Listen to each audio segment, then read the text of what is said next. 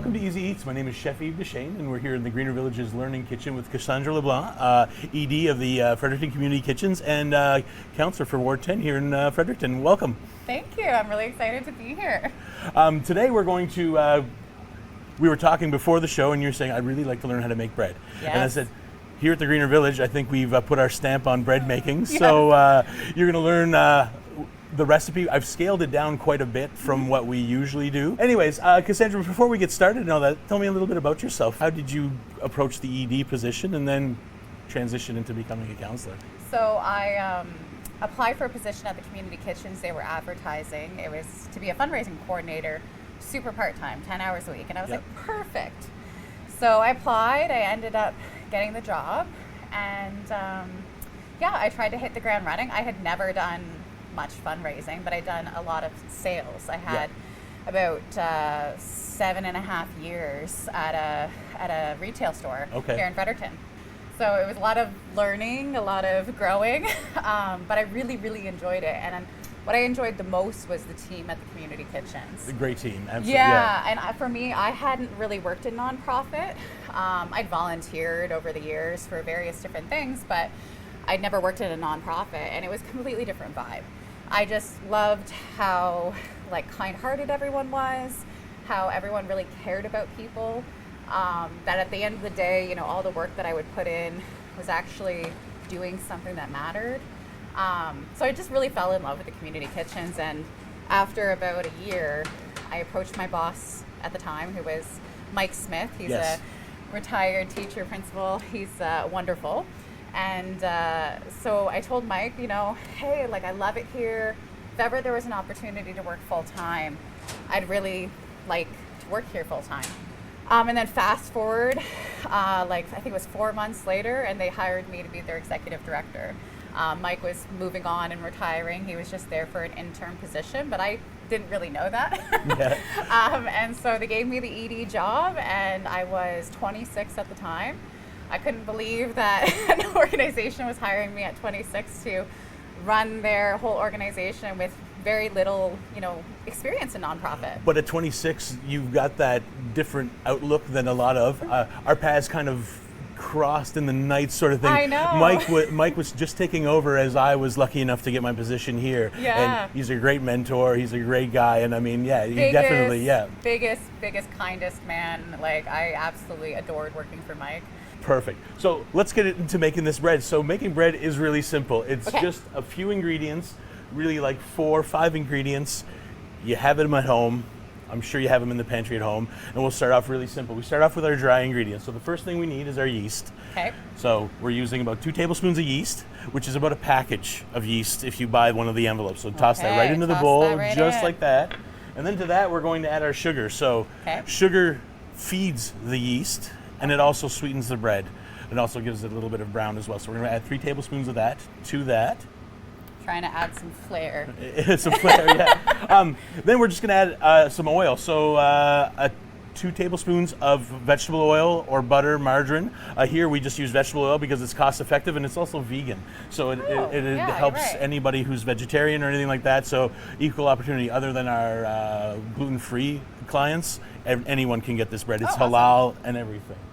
And then what we're going to do is we're just going to add 2 1/4 cup of warm water right from the tap. So as hot as my tap will give you. So you're looking at about 45 to 46 degrees Celsius. Okay. The reason why is because it makes the gluten relax a little bit more. It wakes the yeast up a little bit, and it allows it to kind of, we're rehydrating it. So this dry yeast has been dehydrated, and it's kind of like it's hibernating, right? And then we're kind of waking it up, we're giving it some sugar, and we're kind of feeding it, and then once it starts to feed, it'll start to bubble, and then that's where we get that lift. And that's how bread rises. So we're just going to add that like that. Okay. And all we're going to do is we're just going to stir that up a little bit. Okay. And then, so we'll just let that sit there for now, and then we're just going to let it bloom. So basically waking the yeast up, and it's going to start to activate, and it'll start to bubble up. Okay. But while we're waiting for it to bloom, well, let's talk about the community kitchens. So the last time we talked about community kitchens, we had your chef Louis on, and so how has it changed? We talked about it post-pandemic, pre-pandemic, but how are things going at the kitchen now? I think things are going really well. We have hired a few new team members to help kind of carry the load.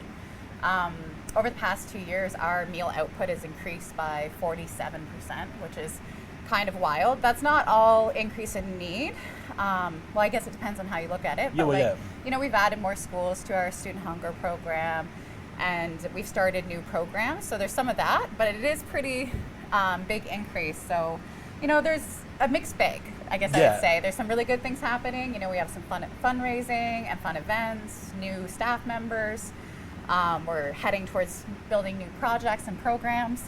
But on the other hand, we're all dealing with the inflation we're experiencing in Brunswick and across Canada, the grocery prices, and then just the increased need. I think I saw a stat from Food Banks Canada the other day on their social media that said 1 in 4 families are experiencing food insecurity now, which just blew my mind to think that 1 in 4 Canadians are experiencing food insecurity. So that impacts Greener Village, that impacts the community kitchens. So it's give and take. There's some really great things happening and some hard, challenging things that happen. What kind of demographic are we seeing? Is it just the boys from the shelter next door, or are you seeing more people? Are we seeing more families? No, it's a great question. So we, we'll for sure serve the great guys that stay at the St. John House, the Fredericton shelters. We serve a lot of the people living rough on the streets. But we also have, new immigrants coming now, which, kind of breaks my heart that people are coming to our country and ending up immediately in that position. And then we're seeing a lot of younger people, which is also really sad. Not sad, but just heartbreaking that people don't have enough to get by, that people are having so many challenges. And we are starting to see more families. And it's hard. Like, we would love to be in a, Greener Village has an amazing facility, but you're, you can be a little bit off the beaten path. Yes. Whereas our services are really focused on people that might be living rough, living in shelters. And so we have to be a bit more central, which leads to challenges with not having enough space. For us, we'd love to have enough space that everyone feels comfortable. We're kind of crammed into a dining room. Well, I was going to say that. I know that when I started working there, the plan was to eventually move. Still the plan. I was going to say, how close are you to realizing that plan? It is progressing, but the COVID-19 pandemic threw like a huge wrench into all of those plans, and we really had to take a pause for several years, just focusing on getting through the pandemic, making sure we're healthy as an organization, and that we can continue to do our mandate. But we're hoping next 3 to 5 years we'll figure that out. The yeast is bloomed, so we'll get everything ready, and then we'll mix in the flour and all that good stuff after these messages.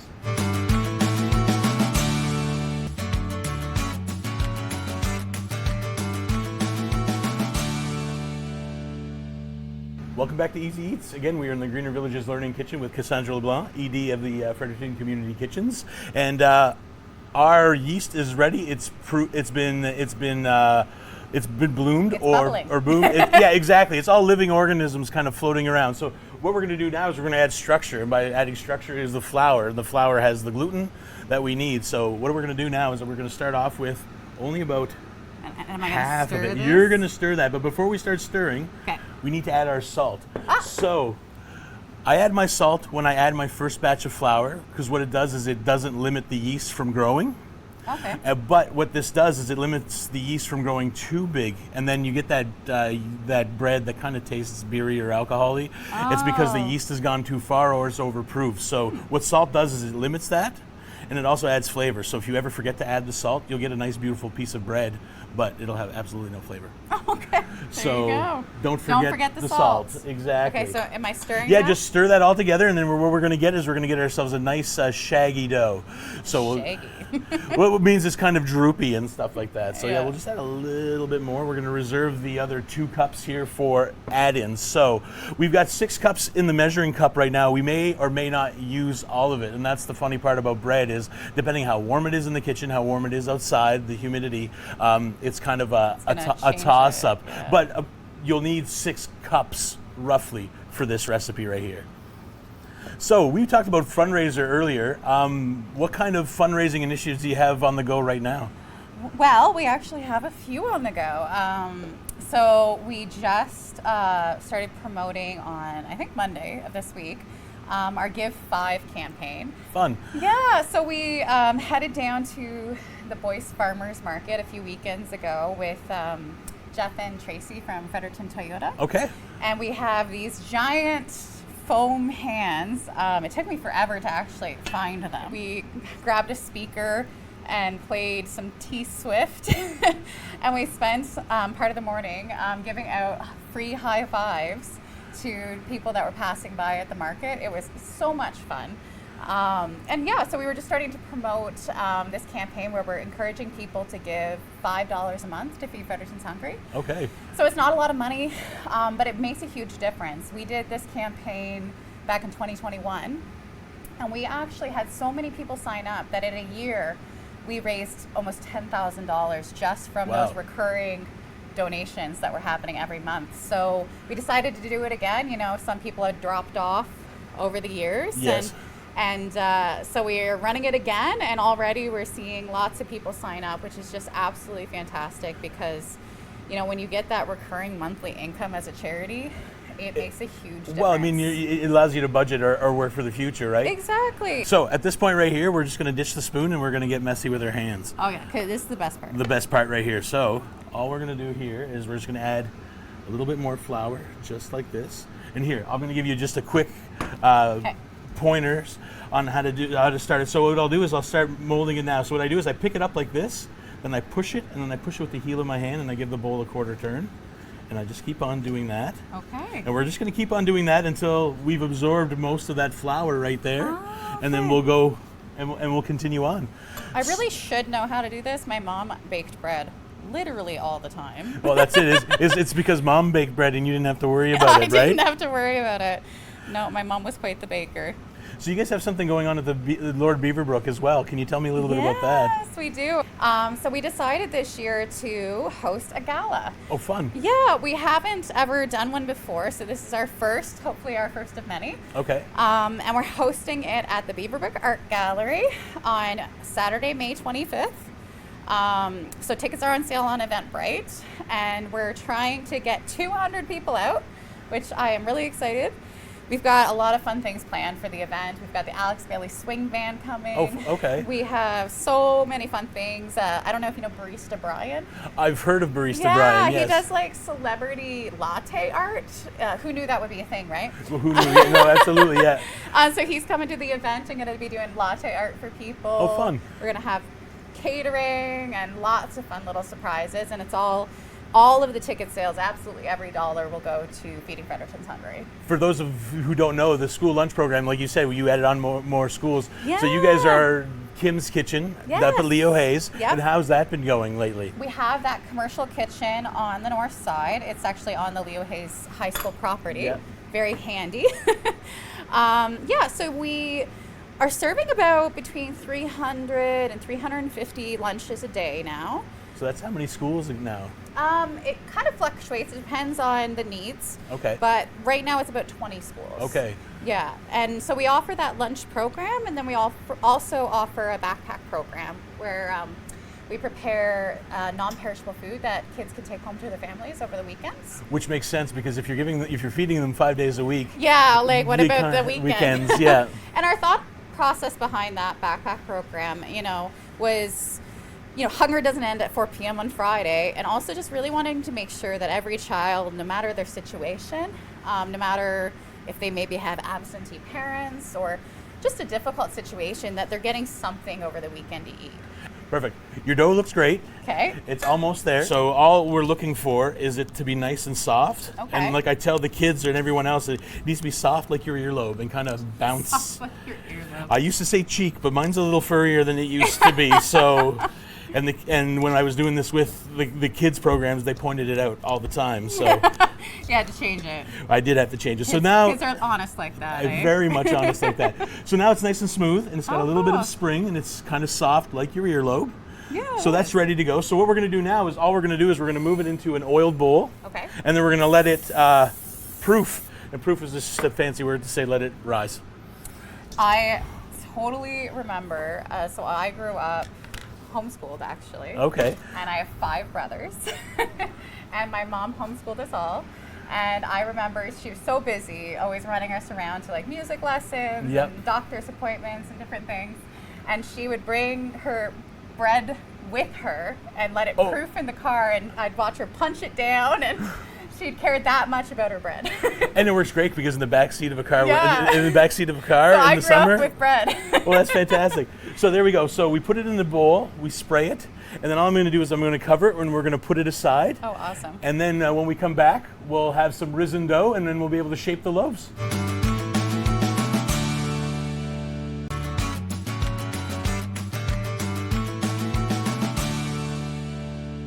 Welcome back. Again, we're in the Greener Villages Learning Kitchen with Cassandra LeBlanc, and our bread has risen over the break.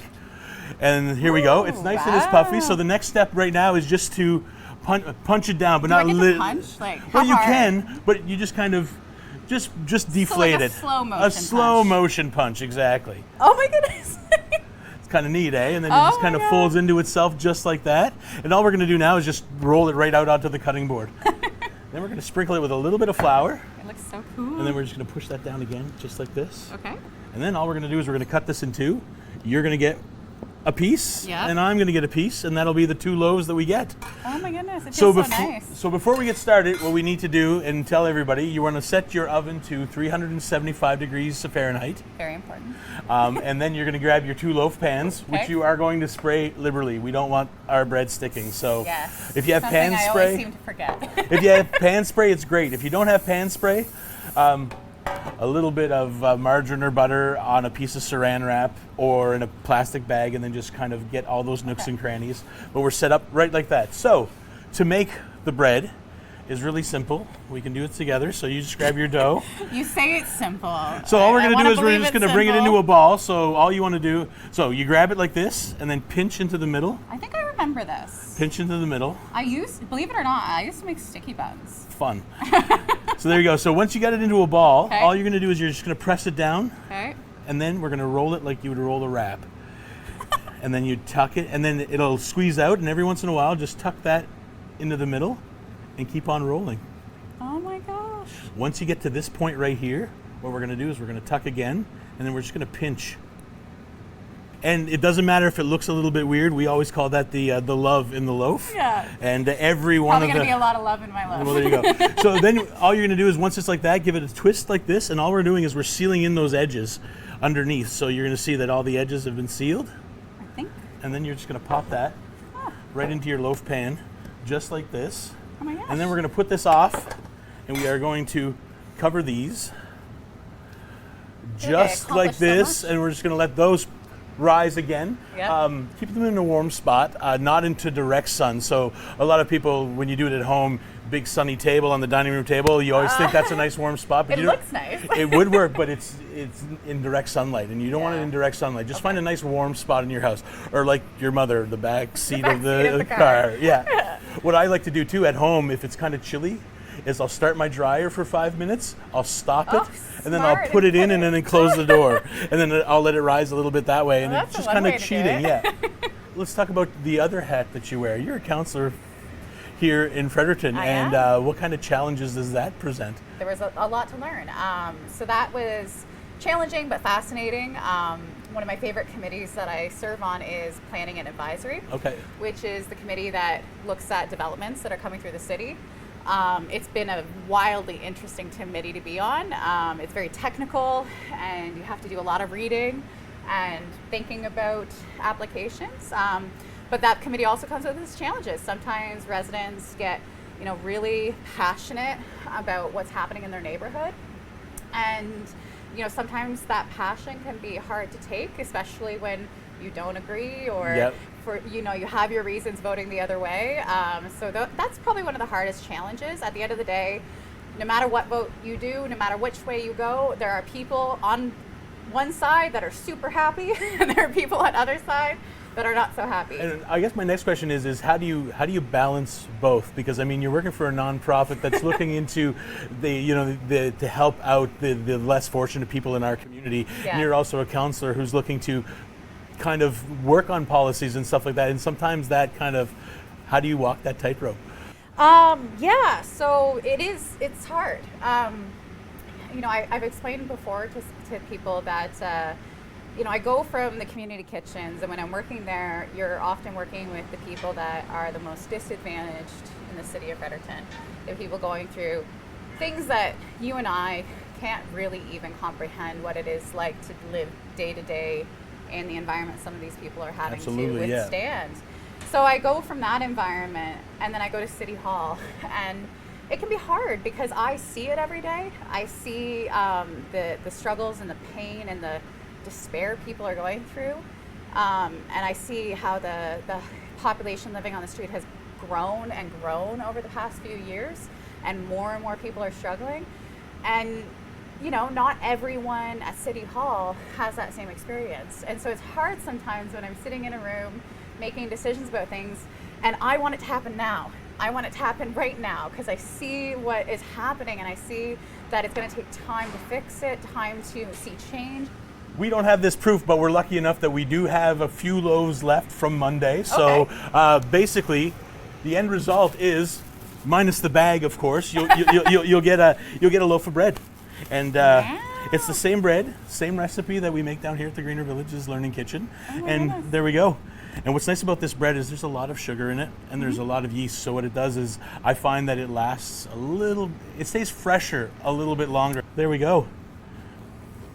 A nice, that's beautiful loaf of bread. So I was incredibly happy to hear about Greener Villages project to build the facility that's going to take a lot of that stuff, a lot of those donations that are kind of time sensitive, yes, and transform them. Well, that's it. And we had the same problem, and that's going to be great because then the food will come here, and then we can hold it until you're ready to take it. Which is just such a blessing. Like, we don't have the ability to do that, and you guys have such a wonderful property that you can build on, and you've made such a big difference in the community.